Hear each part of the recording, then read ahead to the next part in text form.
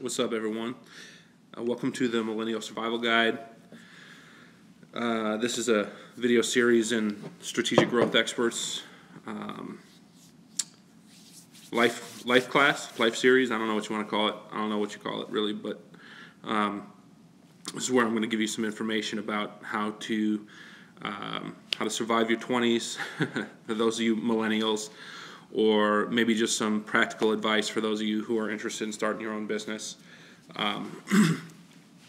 So this video is about your job versus a business. Should you have a job, or should you start a business, or should you have a job and should you have a side hustle? And the answer is really dependent on you. There's really no right or wrong answer, because if you have a business, if you start a business, now here's the thing: if there's a business that you can start and it's your own business and it's not like an MLM, it's legit, it's a legit business, and you have the ability to start it and you have the ability to focus on it, and that's all you do, that's what you should do. Here's why. I have many friends. Okay, some of them started businesses when they were very young. I have a friend who started a business when he was 17. He grew that business, he built it, and 10, 15 years later, he's doing 13 million a year. Okay, you can't do that with a job. You'll never do that. You'll never break, unless you're really get into a executive position, which could take 20, 30 years. You're not going to break that kind of money. Okay. Now a lot of people starting out, they get involved in MLMs. MLMs are fine if you're good at it. Most people are not. So now the thing about an MLM could be a good side hustle.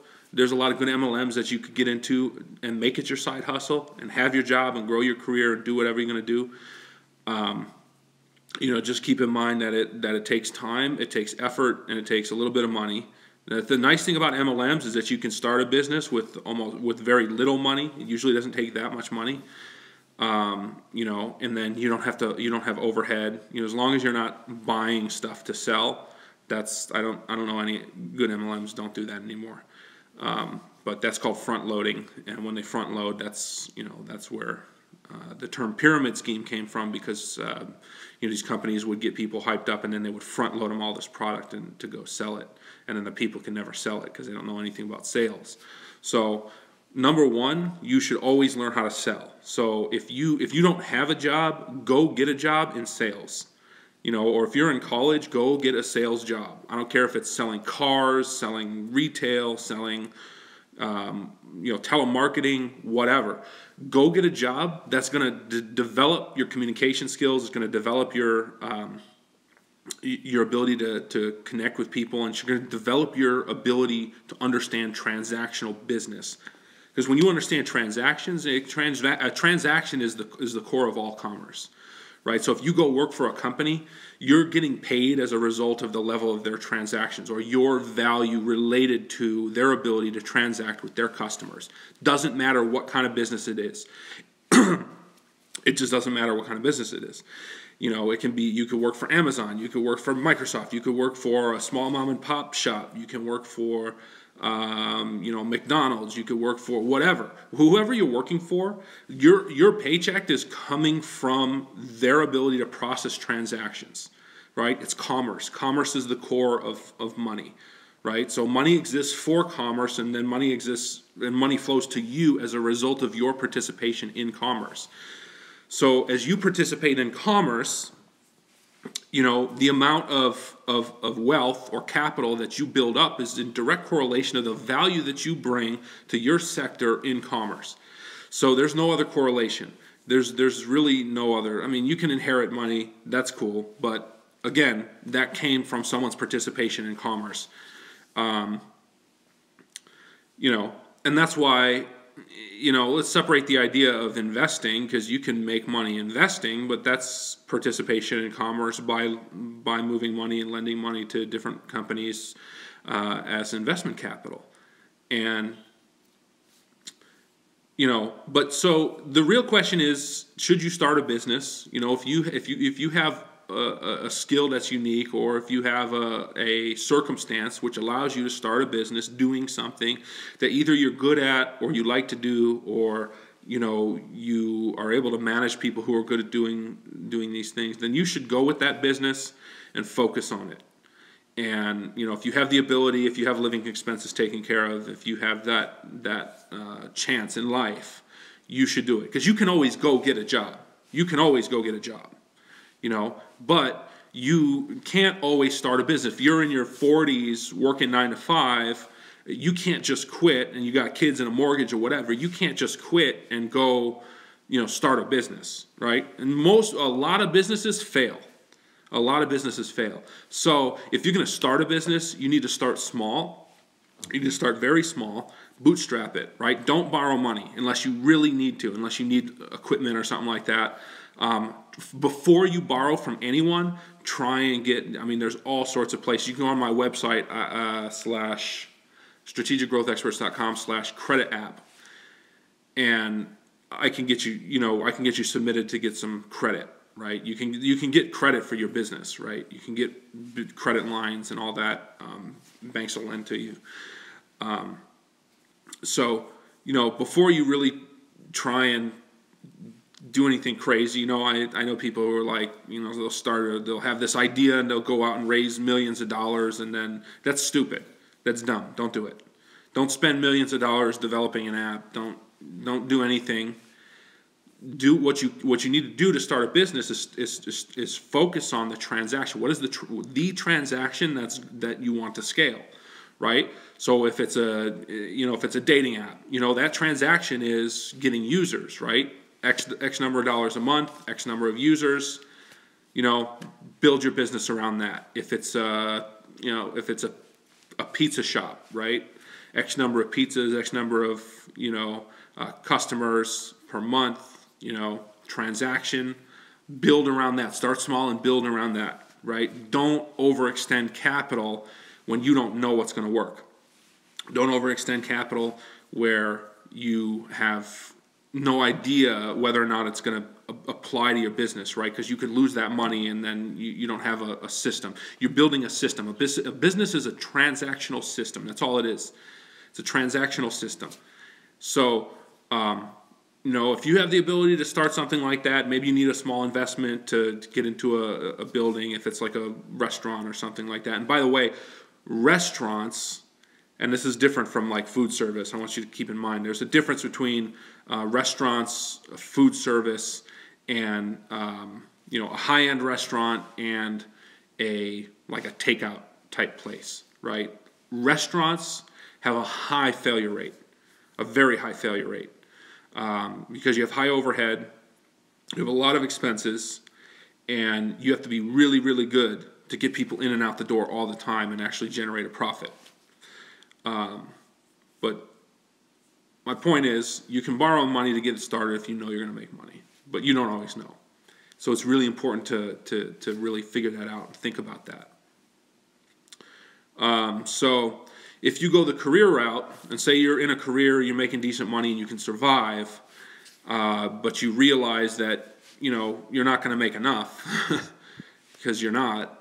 I don't care, really what you do. I mean, unless you're a medical doctor or you're making over $250 a year, right? It's not enough. It's not going to be enough. For most people. For some people, they can get by a little bit, or they're married and have two incomes and they both make $100,000. That's great. Nothing wrong with it. But and by the way, if you are going that route, doctor, dentist, chiropractor, whatever, you're going to make $250,000 a year, you still also realize that it is your own business. You're just paying a heavy upfront fee to get into it, because you're paying for training and paying for all the, equipment and property, and you're going to pay for all that stuff to get into that business. So keep in mind that just because you're making that much money and you have all this debt, I see a lot of them who are just broke. They got 2 Mercedes and they got a $500,000, $1 million house, and they're paying everything all day, every month, and they're living like they fucking made it, right? They haven't. They're in debt. They're in debt. A lot of it is useless debt that they don't need. So avoid useless debt, first of all. Avoid useless debt. I mean, number one, whether you have a business or a job, avoid useless debt. Cars are a big one. Cars are a major source of useless debt. I get it. Nice cars are nice. I get it. But avoid it. Avoid it. I mean, it's just, it won't take you where you want to go financially. And so if you're young and you're in college, say, and you're, you have a job and you know you're going to get a better job, and you're still interested in starting a business, find a network marketing company that works for you. There's a lot of them. I can give you a list. You can go to strategicgrowthexperts.com/network marketing. There's a whole list of companies you can join. Find which ones you like. I mean, I recommend finding one where you resonate with the products, you resonate with the people. Because here's the thing, they're going to give you a team, they're going to give you a network, you're going to go to trainings, you're going to be around people who you want to be around. Like a lot of positive people, a lot of people into personal development, you can meet a lot of good people there. Now, network marketing is good because they'll give you products that you can sell. You're basically a sales rep. Now, the thing is, you own your business in the sense that you can build a team and build a team under you and have all these sales reps under you and get paid for it. So it is a business, but it's really more of a sales job. And the nice thing is, though, is that if you know how to sell, you know how to build networks, you can make a lot of money. You can make really good money.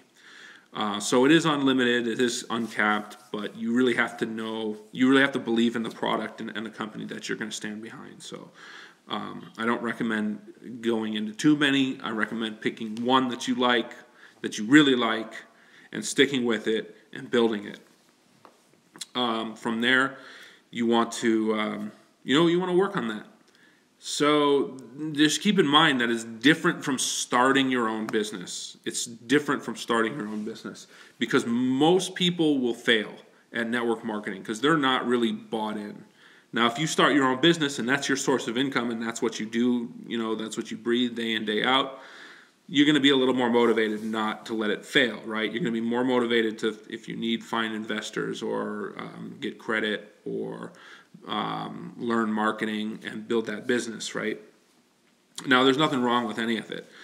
But if you're working, now, say if you're in your 30s, you're working a job, you're making good money, but you want more, that's where you look at, what is your side hustle? What's a good side hustle? Well, network marketing is a good side hustle.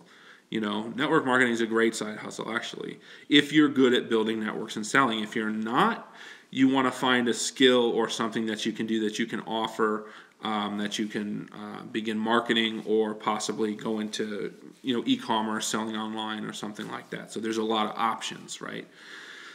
But the key point in this conversation is that if you're in that job and you have a good job, you're making decent money, good money, whatever, and you find a network marketing company where you start building a business, unless you're making more than you're making, don't quit your job.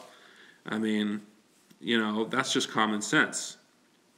So there's a lot of options. When you're young, when you're in your 20s, when you're in college, try not to spread yourself too thin, but go out and see what's out there.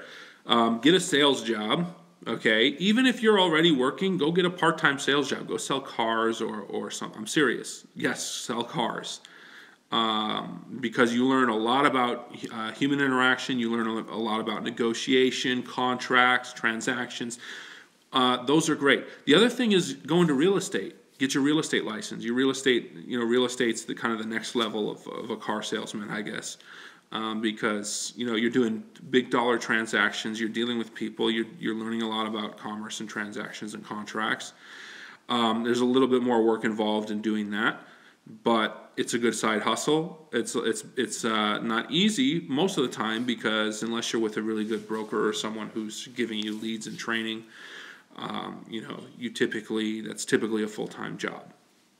So those are my suggestions for all of you out there. Appreciate you watching, and thanks for joining the Millennial Survival Guide and watching this series of videos. It's going to be really helpful for you. So Leave your comments, or find the video and leave comments, or send me an email, info@strategicgrowthexperts.com, with your questions.